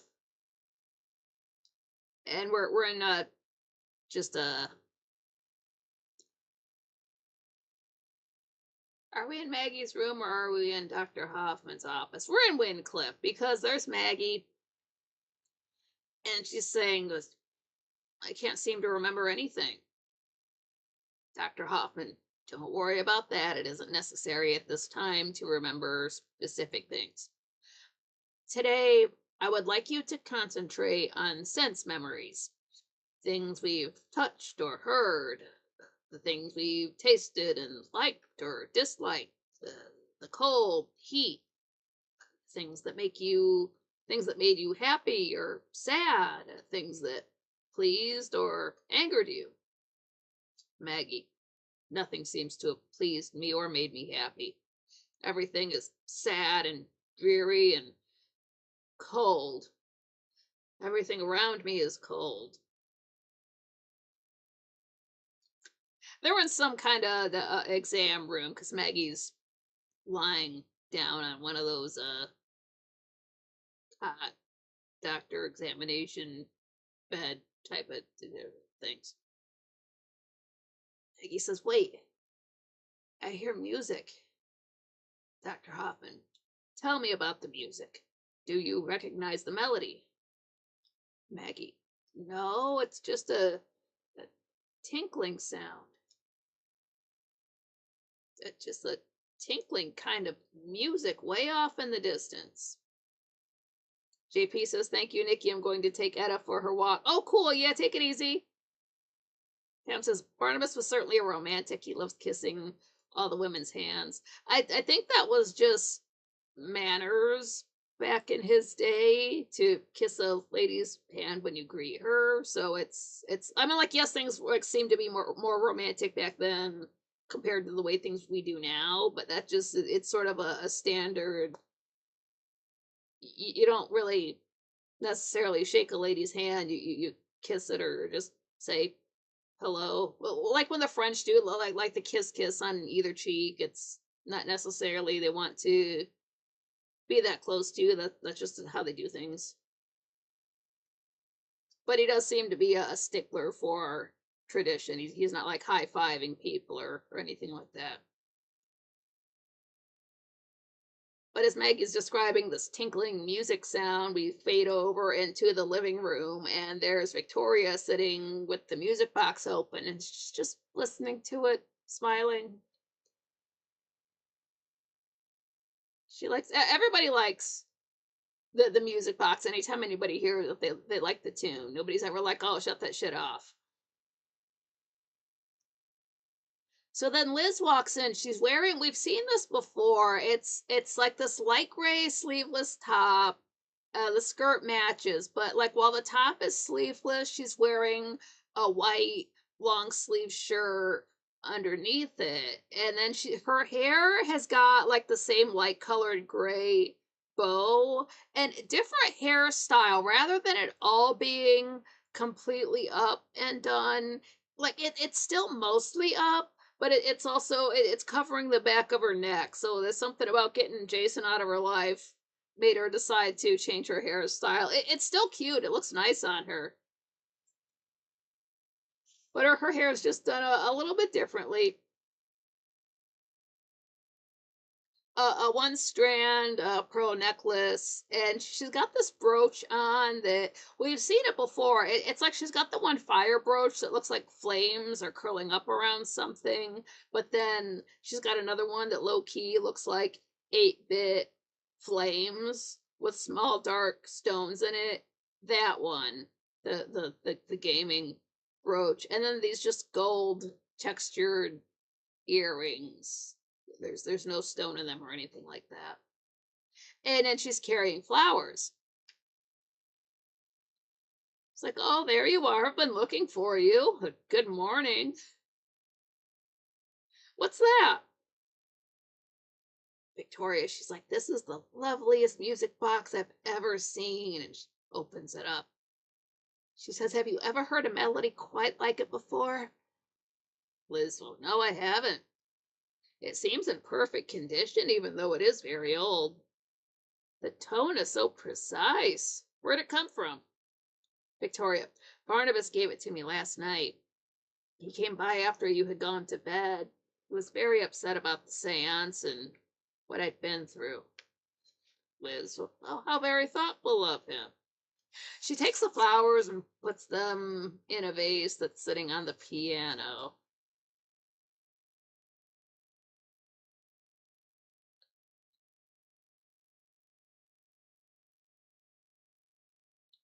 Oh, Pam, does that happen at Johnny Depp shows Barnabas brushing his teeth? He does brush his teeth in that movie. I only saw it once back when it came out. Like I know it's on YouTube for free and all that kind of stuff, but I don't have the aversion to it that most people do. That's right, that does happen.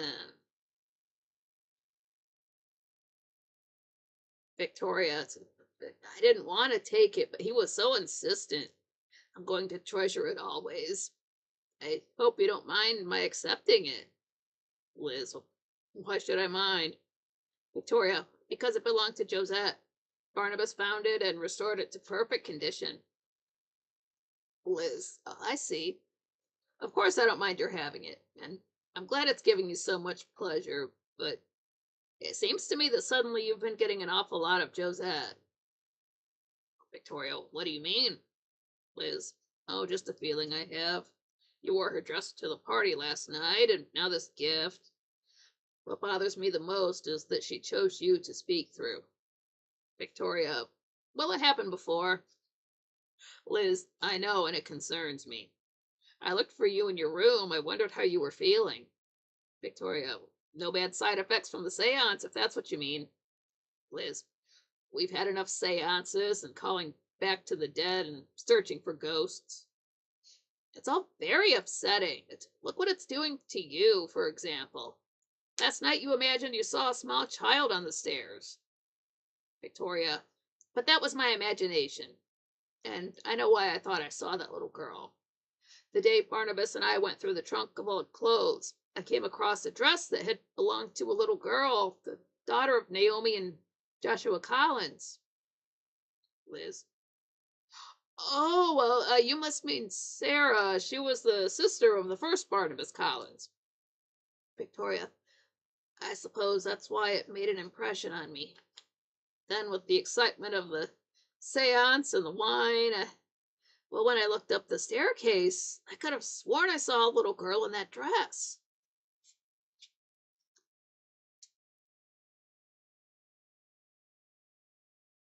Girl, you're a lightweight. You had like what, one sip of wine and now you're imagining stuff? Come on.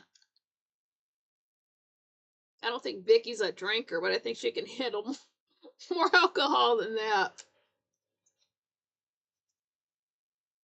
Liz says, Vicky, you're a very sensitive and vulnerable girl because you have no connection with the past. Just be careful you don't imagine one that doesn't exist. So she leaves the room, and Victoria goes right back to playing the music box. I mean, she just got it. I can't blame her.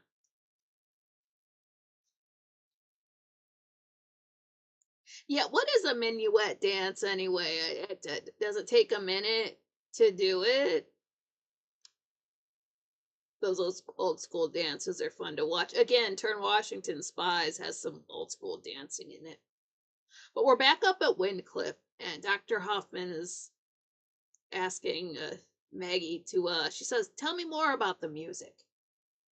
Maggie, I don't know what to tell you. Dr. Hoffman, would you describe it as fast or slow? Maggie, not too slow. Dr. Hoffman, would you say it was modern music? Maggie, I think it's old. Dr. Hoffman, try to listen to it. Try to hear it more clearly. Maggie, I'm trying, but it's so vague. It's distant. It just echoes and echoes. Dr. Hoffman, can you tell what instrument is played? Maggie, I don't know. Dr. Hoffman, would it be a piano? Maggie, no. Dr. Hoffman, a violin then. Maggie, oh, it's just a tinkling kind of sound. Dr. Hoffman, tinkling, like bells perhaps. Maggie, yes, bells. Bells that are ready to shatter. Dr. Hoffman, very delicate, fragile music. Maggie, as though they would break into tiny pieces. Dr. Hoffman, does the music mean anything to you? Maggie, oh. Dr. Hoffman, does it make you happy? Maggie, no, it doesn't. It frightens me. Dr. Hoffman, why does it frighten you? Maggie, because I keep hearing it. I don't want to hear it. I don't want to hear it. Stop it. Stop it. I don't want to think about it. Dr. Hoffman, you have to think about it. You have to know why it frightens you. It means something very important. Maggie, I don't know. I don't know. Dr. Hoffman, you must try to relax and tell me the things that come into your mind. Maggie, something else. Something in the air, like an aroma of some kind. Dr. Hoffman, do you like it? Maggie, sweet. It's very sweet. Dr. Hoffman, sweet, like a flower. Maggie, I don't know. Dr. Hoffman, does it please you? Maggie, no, I don't think it's a flower. Dr. Hoffman, well, why do you say that? Maggie, because it's supposed to mean something else. There's something about it that I don't like. It frightens me. Dr. Hoffman, frightens you? What could it be? A sweet aroma that you're frightened of. It seems strange, doesn't it? Maggie, something bad. Dr. Hoffman, music and an aroma. Both experiences seem to be bad ones. Can you describe the coldness that you felt? Maggie, I still feel it. It's all around me. Dr. Hoffman, close your eyes and try. Try to recall the past. Do you see anything, Maggie? Tell me what you see. Maggie, lying there with her eyes closed, she says, I see shapes, forms, tall, towering over me. Dr. Hoffman, what place is this you're seeing? Maggie, I don't know, but I see these forms all around me. Dr. Hoffman, tell me more about these forms. Maggie, I think they're white. Dr. Hoffman, can you reach out and touch one? Maggie reaches out. She says, yes, I can. It's cold, hard. It's like stone and there's writing on them. Dr. Hoffman. Could it be a gravestone? Are you in a cemetery? Cemetery? I'm in a cemetery.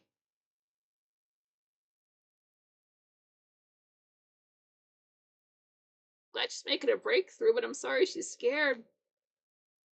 So we're in Josette's room now, and Willie walks in first. He's got the dark turtleneck on. He's opening up the doors, talking to somebody behind him. He says, "I could have carried it up here." So Victoria walks in. She's holding Josette's dress and like carrying it in. She's holding it so carefully. She's like, "Oh, no, that's all right. I wanted to bring it up myself. I pressed out all the wrinkles so it's in perfect condition." Willie, you didn't have to do that. Victoria, I wanted to. I love this dress and I loved wearing it. Willie, you did? Victoria, mm-hmm. Anybody would have. Well, where should I put it? Willie, well, just put it down anywhere. Victoria, I can't put it down anywhere. Where were you going to put it? Willie, it's back in the trunk, I guess. Victoria, oh no, it shouldn't go back in that old trunk. Willie, well, no reason for it to be anywhere else. Victoria, but it should be here in Josette's room. Willie, okay, put it down somewhere and I'll hang it up later. Victoria lies it down on the bed, all carefully. She says it looks so beautiful lying there, like it's waiting for Josette to come in and put it on and wear it to some fine party somewhere. Willie, yeah, that's what it looks like. Victoria, is Mr. Collins here? Willie, no, he's not. Victoria, oh, when will he be back? Willie, tonight sometime. Victoria, how's he feeling? Willie, all right, I guess. Victoria, who was very upset from that party. Willie, oh yeah, it bothered him for a while. He didn't say much. He kind of stayed by himself.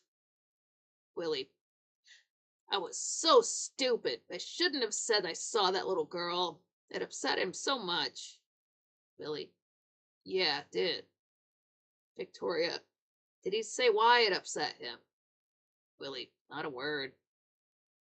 Victoria, it's all my fault. I've ruined that party. Willie, no, it's not your fault. Now, that's just the way Mr. Collins is. He's, kind of strange about that stuff. You know what I mean? Victoria, I know. She walks over to the vanity. She picks up a comb. She's just looking at it.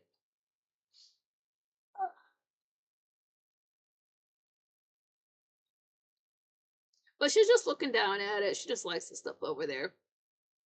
She says, he came to see me last night. Willie, last night. Victoria, after the party. Willie, you mean he went up to Collinwood? Victoria, yes.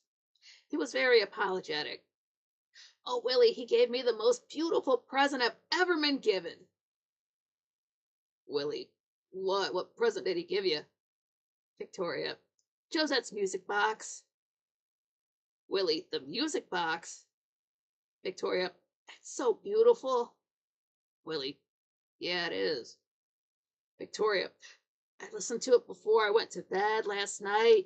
Then this morning I sat listening to it for hours and hours. Willie, well, you shouldn't do that. Victoria, why? Willie, why? Well, it's an old music box. It might get worn. You might not be able to get it fixed. Victoria, oh, be careful. To think that she sat and played that music box right here in this room. She's become a very real person to me. Picks up the bottle of perfume and smells it. She's like, oh, Jasmine. She sets it back down. She says, I'm very glad that for one night I could wear her dress and, in a sense, be her. Now I've been given something that belonged to her. I can sit and listen to it and maybe even have the same thoughts she had. Willie, Mr. Collins was saying we should have waited until tomorrow for the party. Victoria, why? Willie, because tomorrow is Josette's birthday. Victoria, her birthday? Willie, yeah. He was saying that it was on her birthday that she was given the music box. Victoria, and now it's been given to me. That makes me feel even closer to her. Yeah, I'll be going over a little bit.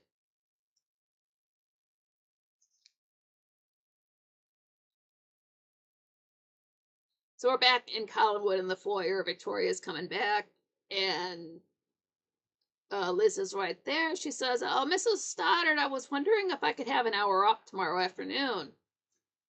Liz, certainly. Victoria, I have something very important to do. I found out that tomorrow is Josette's birthday. She's been very important to this family, and I think it's high time someone did something for her. I'd like to put some flowers on her grave. Liz, you're not serious. Victoria, yes, I really am. Liz, I wish you wouldn't. Victoria, why? I don't think anyone has put any flowers on her grave in generations. You were right. I have nothing to cling to. No past and no family. Well, Josette has become very important to me. Liz, I can't ask you not to go, but I wish you would reconsider. I see you drawing farther and farther away from reality. I don't want you walking around that cemetery alone. Victoria, then I won't go alone. I'll ask Burke to go with me. Liz, I wish you would change your mind. Victoria, no, I must go there. I have to put flowers on Josette's grave.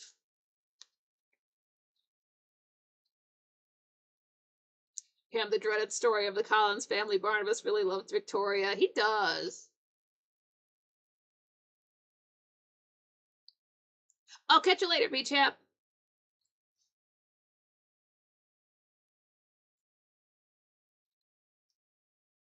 So we're back up at Collinwood, and they're not Collinwood, sorry, up in Wincliffe, and Dr. Hoffman's asking Maggie if she feels better, and Maggie's just taking a drink of some water. I'm sure Dr. Hoffman gave her some downers. When she drinks her water, she nods. Dr. Hoffman, good. You've made tremendous progress today. You remembered many things.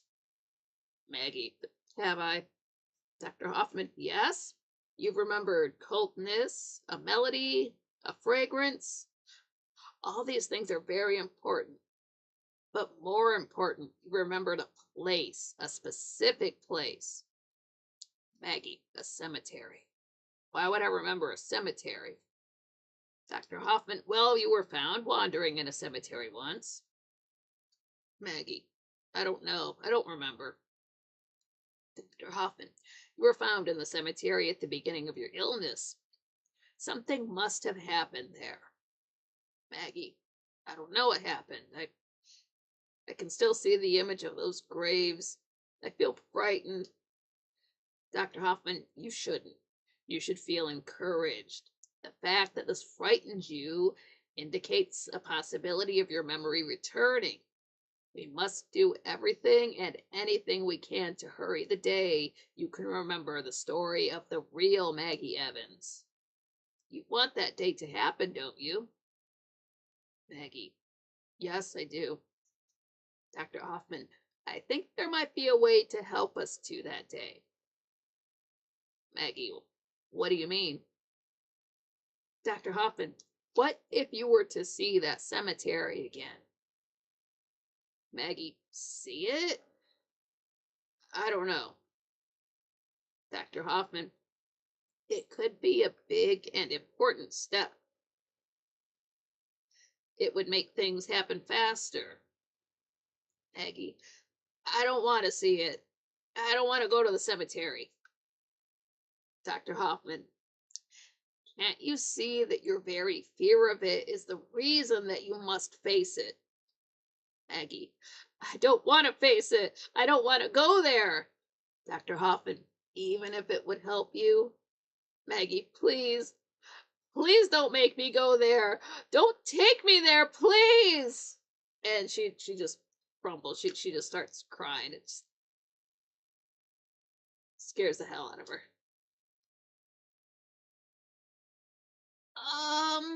Just a second.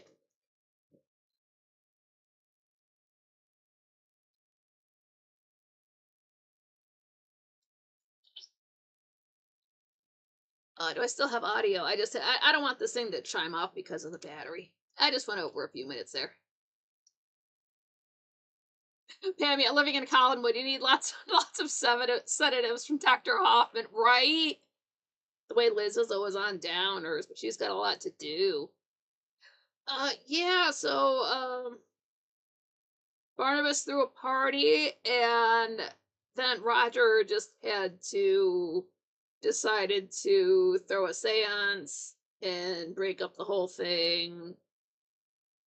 And Victoria feels bad about leaving him alone afterwards. And but it's good that Maggie is remembering stuff.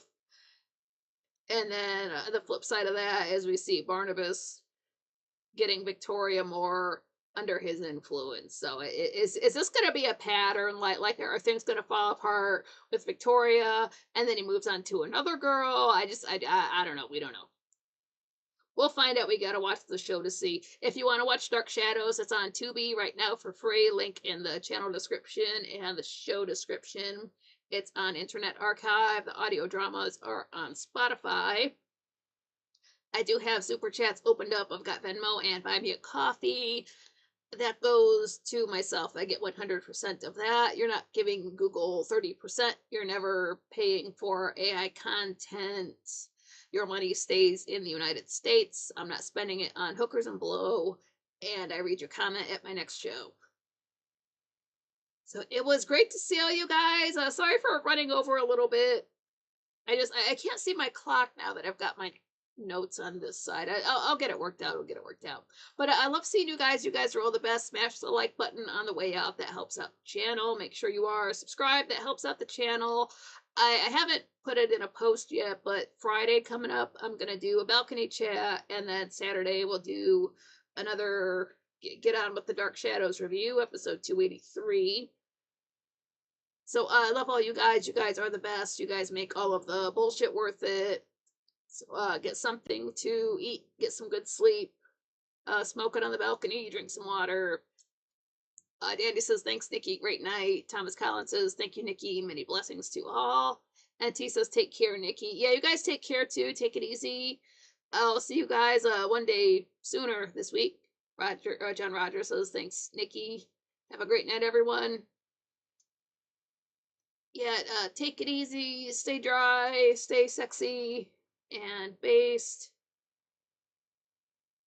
And I will be seeing you guys in a chat room, and then I'll see you guys on Friday and Saturday. So everybody, take it easy. This out of the way here so I can actually turn it off. So I love you guys again. And I'll get the lighting worked out with the hat if it was not purple this time. Pam says, thank you, Nikki. Terrific show. You will have a great weekend. Yeah, have a great weekend. And till next time.